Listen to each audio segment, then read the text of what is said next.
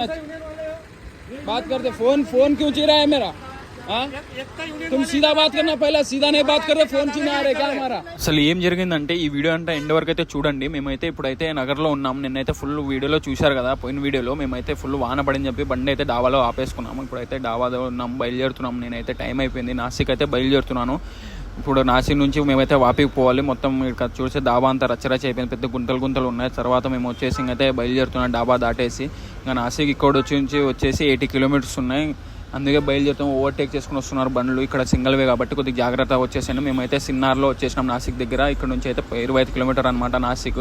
ఇది మొత్తం అంతా కొద్దిగా సింగిల్ రస్తా చూసుకొని రావాలి. మేమైతే నాసిక్ వచ్చేసినాం, అంతా హైవే ఎక్కేసినాము. ఇదైతే ఫస్ట్ ఘాట్ అనమాట. నాసిక్కి దిగుతున్నాము. దిగేసినాక మేమైతే టోల్గేట్లో వచ్చేసినాం. టోల్గేట్ పార్గేరి చేసుకుని తర్వాత సిటీలో నుంచి అయితే బయలుదేరినాము. సిటీ దగ్గర నుంచి బయలుదేరి మొత్తం ట్రాఫిక్ ఉందన్నమాట. తర్వాత వచ్చేసి ఆపేసుకున్నాం నాసిక్ బయట. ఈ కొండ మళ్ళీ ఈ కొండ చూశారు కదా, ఇలాంటివి 4-5 కొండలు అయితే ఎక్కి దిగాలన్నమాట. తర్వాత టైం ఏంటంటే టిఫిన్ వడపావు తీసుకొని ఇక్కడంతా వడపావు చికెన్ తీసుకొని వెళ్తున్నా. నేను మామ అయితే టిఫిన్ చేసుకున్నాం అనమాట. నిన్న ఉండే సామాన్లు ఉండేవి కడిగేసి మొత్తం అయితే మామ అయితే బండి నడుపుతాను. తర్వాత 11 టైం ఇంకా మంచి అయితే కురుస్తూనే ఉంది. ఫస్ట్ ఘాట్ అనమాట ఇది కొండ. ఇలాంటి ఘాట్లు 4 అయితే దిగాలి. ఇది అనమాట పెద్ద టర్నింగ్ ఉంటాయి అనమాట. అందుకే చూసుకొని అయితే జాగ్రత్త దిగాలి. ఎందుకంటే ఇలాంటివి 4 ఉన్నాయి కాబట్టి మేమైతే చూసుకుంటే దిగాలి. తర్వాత వచ్చేసి మేమైతే ఆటో దగ్గర వచ్చేసినాం. ఏం గలాట్ జరిగింది వినండి. तो क्या वो दादागिरी करोगे क्या यूनियन वाले? अरे मेरे से बात करना। फोन क्यों चुरा है पहला तो मेरे को फोन के सामने फोन क्यों चुरा है? फोन चुरा కాటా చేపిమంటున్నాడు. మేమైతే కాటా చేపించుకుని వచ్చాం. మళ్ళీ చేయమంటున్నాం దూర్జనంగా.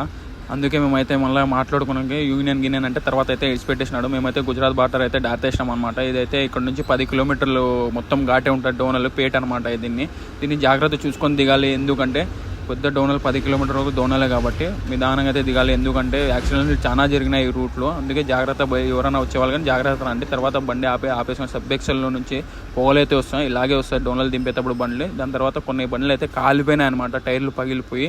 ఇలాంటి బండ్లు అయితే ఇక్కడ చాలా ఉన్నాయన్నమాట. అందుకే జాగ్రత్తగా రాండి ఎవరైనా వచ్చేవాళ్ళు అయితే ఈ రూట్కి. తర్వాత ఇదే అనమాట పెద్ద ఘాట్ అనమాట.